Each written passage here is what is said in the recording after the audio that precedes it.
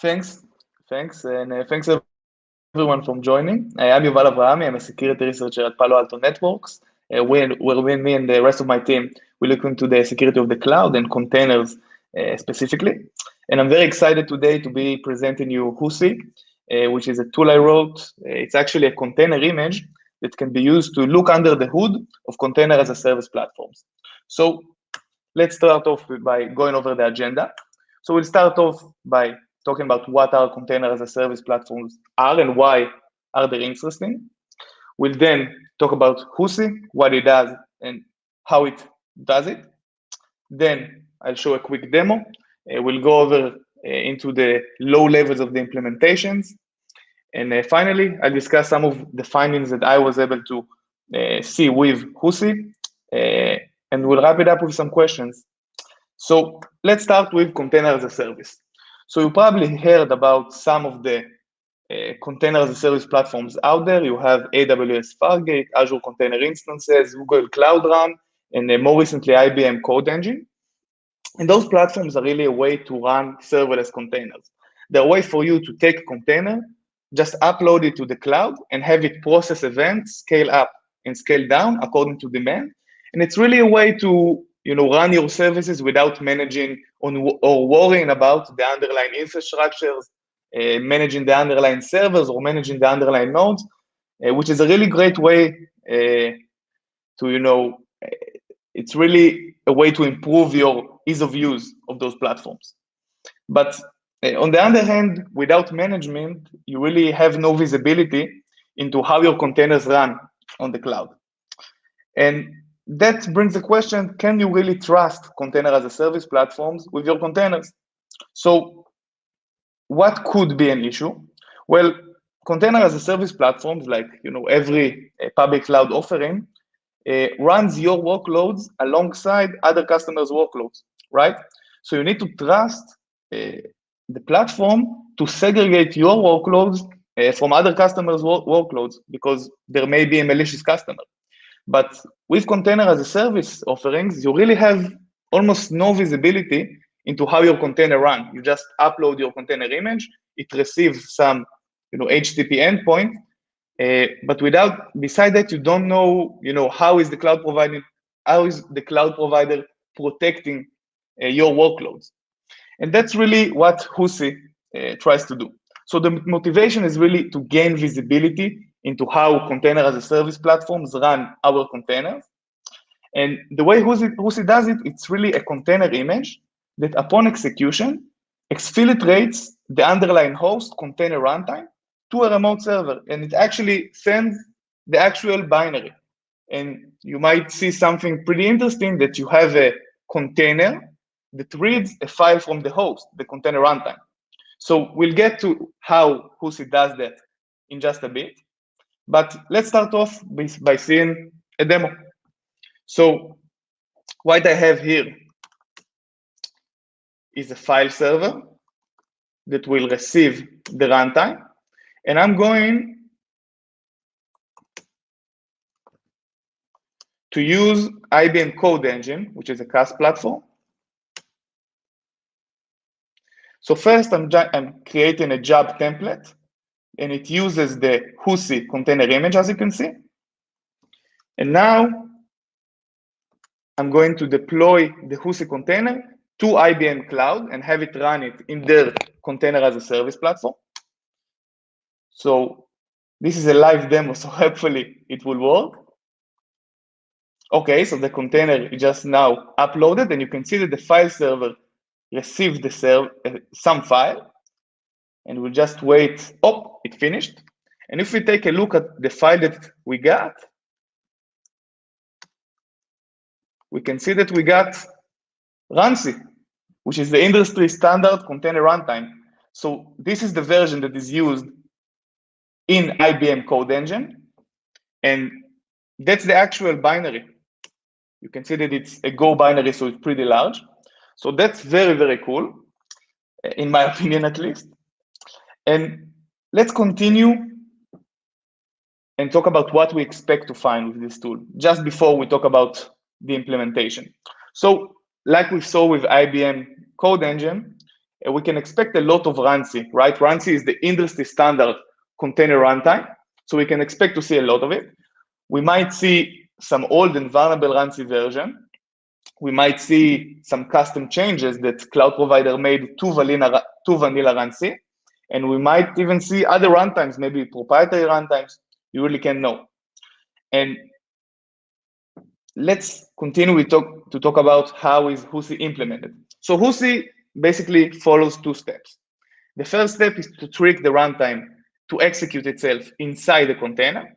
And the second step is to have someone in the container read the runtime binary from proc PID exe and send it to a remote server. So if that sounds a little complex right now, let's break it down step by step. So the first step is to trick the runtime into executing itself inside the container. So how do we do it? Well, it's pretty simple. That's the Docker file of the container image. All we do is set the entry point to /proc/self/exe. And /proc/self/exe is a unique magic link in Linux. So whatever process accesses that path, you will actually see a link to the binary that is running. So you can see in the image below, when ls tries to access proc/self/exe, he sees that proc/self/exe points to ls. But when the readlink binary tries to access proc/self/exe, proc/self/exe points to readlink. So when we tell the runtime to please execute proc/self/exe as the container entry point, we actually make it execute itself inside our container. So that's the first step, right? We have a way to trick the runtime to execute itself inside the container. And the second step is to have someone in the container read that runtime process proc PID exec and send it to a remote server. So that's how it looks, right? We have the runtime, we tricked it to execute itself inside the container. And then our process inside the container reads the runtime executable through /proc/runtime PID/exe and sends it to our remote server, right? So it's actually not that simple because containers can only have one entry point. They are made to run one process. So if we set the entry point to proc/self/exe and make the runtime execute itself inside the container, we really have no way to spawn our process that is supposed to send the runtime, right? We have no way to spawn the read process in this image. So how can we overcome this? Well, the solution is to actually replace the dynamic linker inside the container image.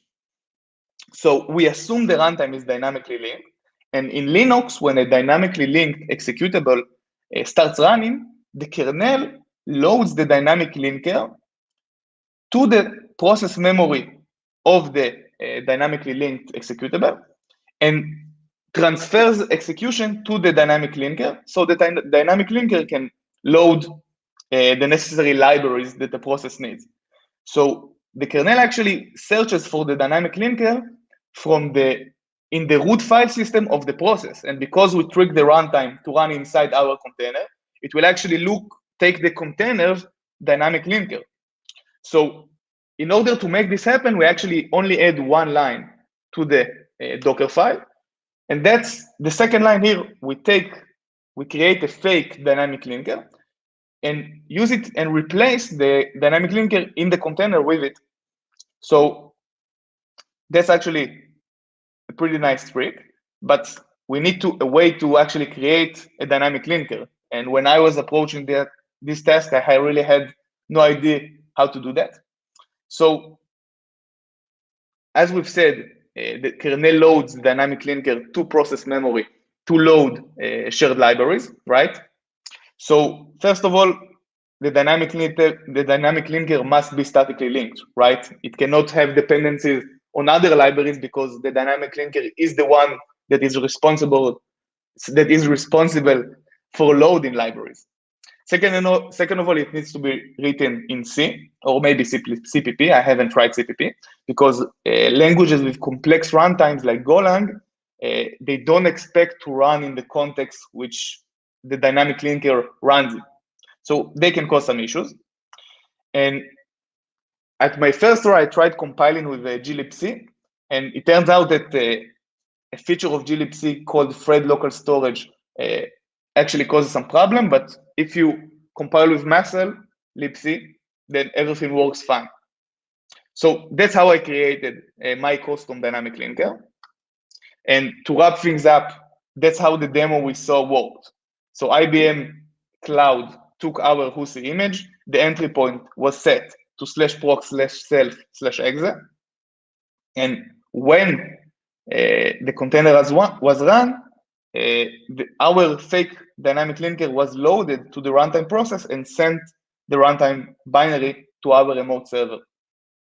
So we have a way to read the binary, the container runtime binary from the host, but there is also an assumption in this way, which is that the runtime is dynamically linked, right? Because if the runtime is statically linked, the linker isn't loaded into the memory because it isn't needed. So in this scenario, we need some way to have someone in the container read the runtime and send it to us, right? So I actually gave this some thought, and eventually the solution I came up with is to read the runtime whenever there is an exec, like a Docker exec or kubectl exec, if you're familiar with it. Whenever there is an exec into the WhoC container, this flavor of WhoC will send the runtime. And most container as a service platforms, they support a Docker exec-like experience to the uploaded container. So if it's really not clear yet, let's see the Docker file. So we now have our binary just run at the entry point, right? We have a binary that knows how to upload the runtime. And when we run the container, that's what you have, right? Just a process running inside the WhoC container. But then when someone Docker exec inside the container, we actually ask it to exec /proc/self/exe, which makes the runtime process appear inside the container, right? We trick it to execute itself inside the container. And then our upload runtime, which runs as PID1, waits for the runtime to jump in, and whenever it jumps in, it sends it to a remote server. So let's see a demo. So first off, we need a file server, right? And because the file server runs on our local machine, we need to see how Docker container see the IP of the local machine, and that's really the IP of the default gateway. So I'm just gonna grab that. And now we're going to run our container. And that's the IP that you can see is that we earlier saw is the IP of the host from the context of the container. So you can see this is the wait for exec flavor of WhoC. And WhoC now runs as the PID1 of the container and waits for the runtime to exec in. So that's what we're going to do. And the name of the container. Oops, sorry. And we're going to ask it to execute proc/self/exe.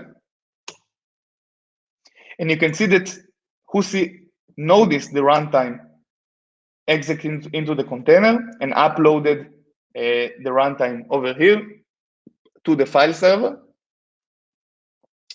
And if we try to see what file we actually got, we can see that again, it's the runtime of the underlying host, which also in my Linux VM is runC. So that's how you solve that's how I solve statically linked runtimes, having a process in the container wait for a Docker exec into the container. And that's really how WhoC is implemented. You have this flavor, which is for statically linked runtime, and you have the dynamic linker flavor, which is for dynamically linked runtimes. And when I took WhoC to real container as a service platforms, I actually saw both. I saw dynamically linked runtime, and I also saw statically linked runtime. So with that, let's talk about the findings so far. So as I expected in the beginning, I saw a lot of runtime, which is really the industry standard container runtime. But I also saw old and vulnerable runtime versions, which led to some quite interesting research that they yet can't disclose. Well, what about custom changes to vanilla runtime? Well, I really haven't had the time to take a deeper look into that, but from a shallow look, I didn't see any custom changes, but I'm not, like I haven't looked into that to the fullest because I was more preoccupied with vulnerable runtime versions. And finally, I didn't see any other runtime other than runtime. So what's next? Well, you can use WhoC to poke at the underlying container runtime of whatever container as a service platforms you like. You can get visibility into how your containers run on the platform, and maybe you'll find some security issue with the runtime and possibly get a bounty and help harden a container as a service platforms. So right after this talk, I'm going to make this link publicly accessible, and I think I'm ready for questions.